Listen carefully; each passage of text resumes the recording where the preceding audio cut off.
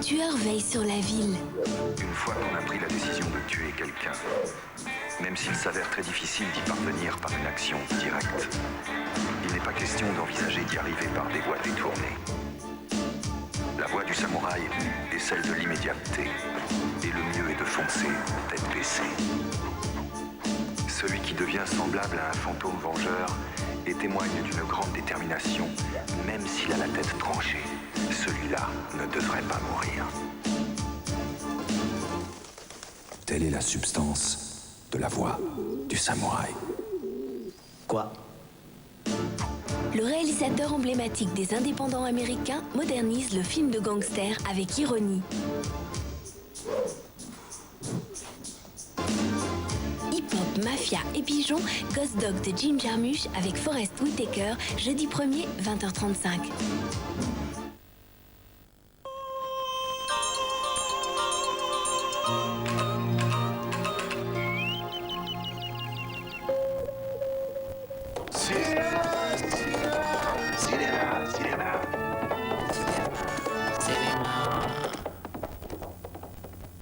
Qu'appelez-vous côté obscur?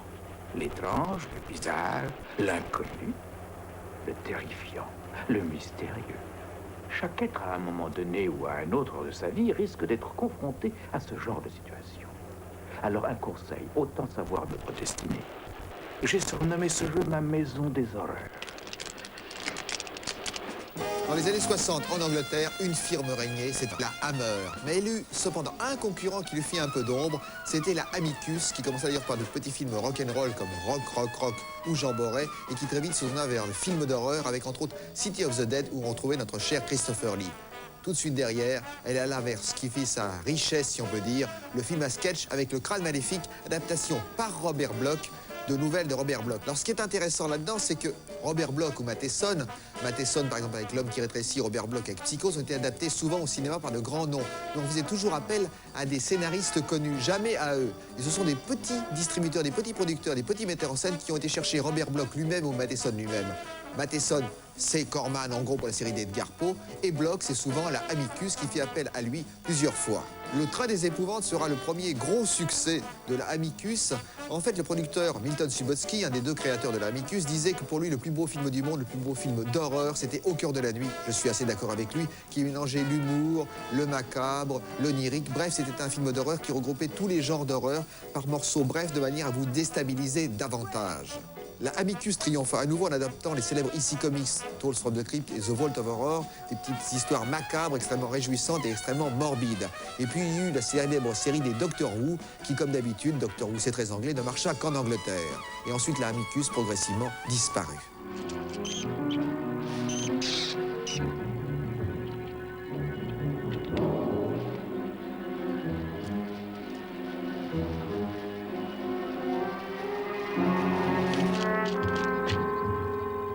Les producteurs de la Amicus, les créateurs de la Amicus étaient Rosenberg et Subotsky. Mais Subotsky était en plus scénariste. Il adapta les EC Comics, dont je vous ai parlé tout à l'heure, et il fut le scénariste du film que vous allez voir maintenant. Et plus tard, il fut scénariste pour d'autres, entre autres de Je suis un monstre ou de Centre-Terre, 7e continent, épatant film de Kevin Connor.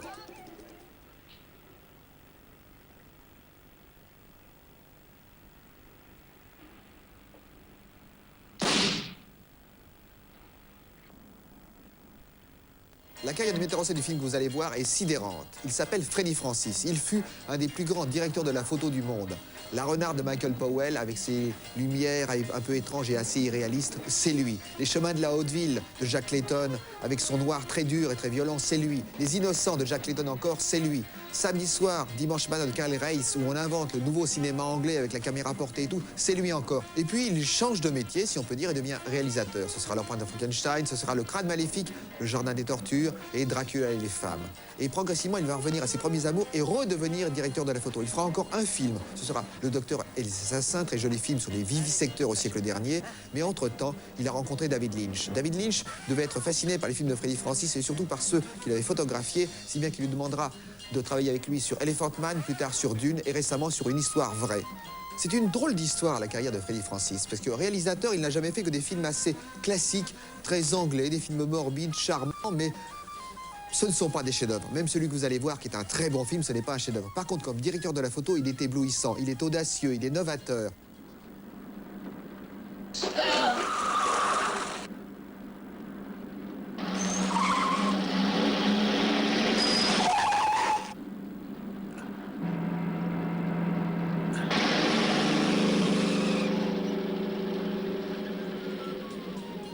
Mon acteur préféré dans ce film-ci, ce n'est pas Christopher Lee qui joue pourtant.